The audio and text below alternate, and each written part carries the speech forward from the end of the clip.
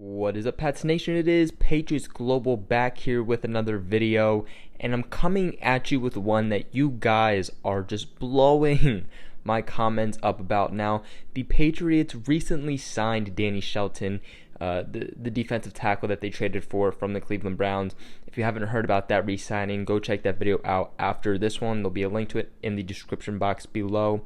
But you guys were going crazy about this video, and right when they released Gerald McCoy, I went, okay, I think I'll make a video about this because I could really help the Patriots.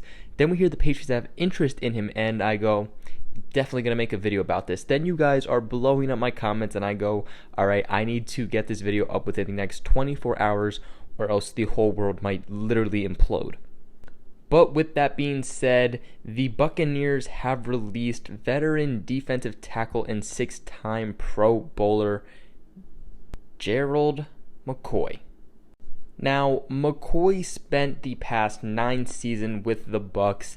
He was a longtime Buccaneer. He was a fan favorite for the Buccaneers. I mean, especially when you look at the Buccaneers team, who really is going to be a fan favorite? This was the Tom Brady for the Buccaneers, but really they decided to release him because he was due $13 million in 2019, and ultimately the Bucs just didn't feel like that he was really worth that much. He is getting older. They don't feel like that he was worth that 13 mil. Obviously, they had JPP go down, so that defensive line is just getting thinner and thinner. So they feel that they could have more options with that 13 mil than to place it all in a Gerald McCoy. Now, some people are going to comment, well, why did they not just trade him? And to that, I will say there actually was trade speculation with Gerald McCoy. They were talk about that they were trying to shop him. There was a lot of talks going with him back to the Cleveland Browns, but ultimately they decided to release him, and it comes out of respect. Like I mentioned, he was a long-term favorite, and the two just have very mutual interest, so they released him because they want him to be happy. They want him to go somewhere that he wants and not trade him and force him into a place that he may or may not want to be. He was drafted 3rd overall back in 2010 by the Bucs. He's 31 years old now. He will be 32 in February. 6'4", so a good-sized defensive tackle. 295 pounds at that, so you're just getting a very tall and bulky DT. Funny enough, though, it's not like Gerald McCoy was in contract year because, believe it or not, get this, he actually had 3 years remaining on his contract. Another reason that they also were trying to get rid of him is that the Bucs coach and Bruce Arians basically said that he is not as disruptive as he has been in past years. So in his perspective, he's starting to see a decline in Gerald McCoy. So why am I really even relating Gerald McCoy back to the Patriots? I mean, we're not just going to talk about some guy getting released if he's not related back to the Patriots.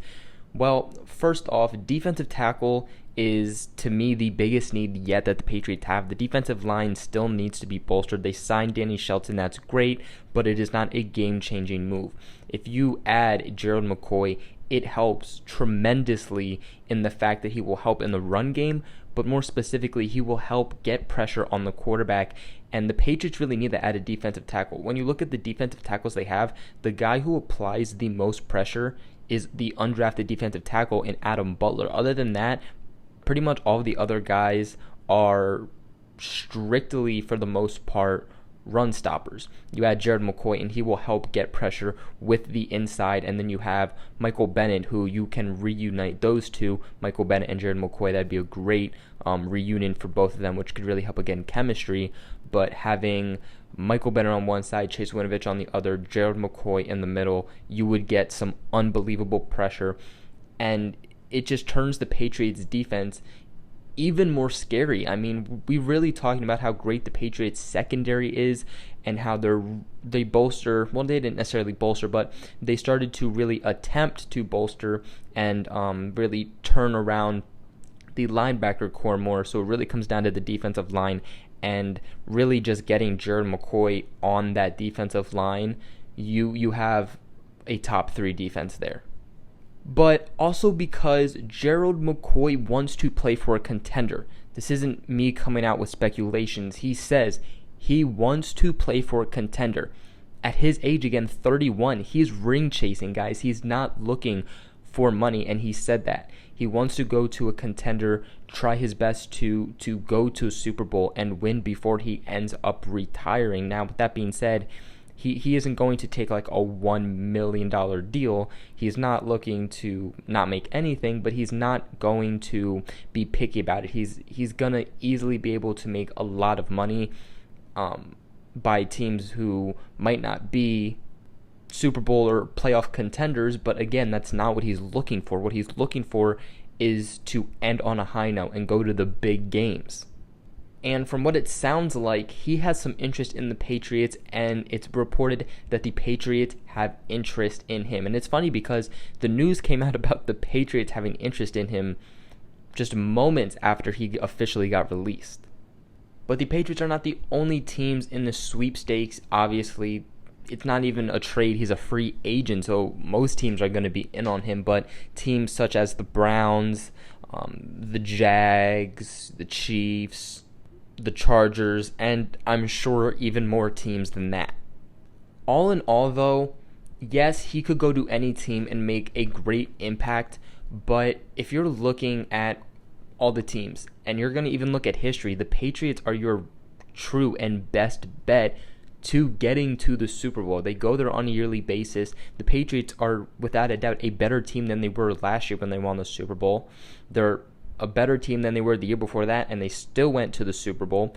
The Patriots are building something that we have not seen in years, and Gerald McCoy could come to that and really help bolster and push up what the Patriots already have, and he could really help them and even win a Super Bowl for himself. So really his best bet, if he wants to be playing for contenders, if he wants to be a contender, really, it's going to the Patriots. He has amassed at least 5 sacks in each of his last 7 seasons, and that is the league's longest active streak among defensive tackles. And since 2010, McCoy has had 50.5 sacks, which is third most among all defensive tackles. And his 6 Pro Bowl selections since 2012 are tied with Cincinnati Bengals' Geno Atkins for the most among defensive linemen. Last year, he played 14 games and had 1 pass defended, 6 sacks, 28 tackles, 6 tackles for loss, and 21 quarterback hits. So even there, you can see that he is good at stopping the run, but his main thing is a defensive tackle that applies pressure and gets to the quarterback. And that's really what the Patriots need in a defensive tackle. I mean, let's look at a year before that. In 2017, he played 15 games, had another 1 pass defended, had 6 sacks again, had 47 tackles, had 13 tackles for loss, and 24 quarterback hits. Let's also add the fact that he'd be coming to the New England Patriots. The New England Patriots with the best coaching staff, really being able to bring out any ability that has not been locked and to further push the abilities and develop the abilities that he already has. He could potentially become even better. And because of his ability to rush the passer and be able to stop the run, he's not a defensive tackle that can just play every other type of down. He can be an every down defensive tackle if needed. Now, to me, what worries me is the amount of money that the Patriots have. Because as of now, they have between 3 and 4 million. It's about 3.5, 3.6 million, but we do not know the terms of the Danny Shelton signing, so we can't add that in yet. So they have less than 3 mil, would be my guess around this point. And I would be pretty shocked if Gerald McCoy would come in and take less than 3 mil from the Patriots. Like I said, he's not chasing the money, but that is a little bit low. The Patriots might have to somehow make some room for him and clear up some cap space, whether that's releasing some players, trading them, or if that's extending their contracts, because this is actually the time where you look at history and the New England Patriots start to extend players' contracts. They just did it with special teams ace Brandon King. Other than that, the Patriots have an amazing chance at actually landing him. Again, the only thing that worries me is the amount of money that they have. When you look at the teams that are said to be interested in him, the Browns are actually the team with the most money, so we'll see. Now, the Browns are a good team. They have built something really nice, but at the same time, they're a team that has a huge losing history. We can't just bet on them to be contenders all of a sudden. We haven't actually seen how they play yet. Patriots' current depth chart at defensive tackle is a Lawrence Guy, Mike Pennell, Adam Butler, David Perry, Byron Cowart, and Danny Shelton. But what are your guys' thoughts on this? I know a lot of you are going to have some extreme thoughts on this, and I'm really curious to hear about it. So let me know in the comments below. Also, make sure you guys like and subscribe, as helps me, the channel, and even you guys out very, very, very much. Make sure you guys share this video with everybody you know so we can go to the Pages Global family. And other than that, I will catch you guys in another video.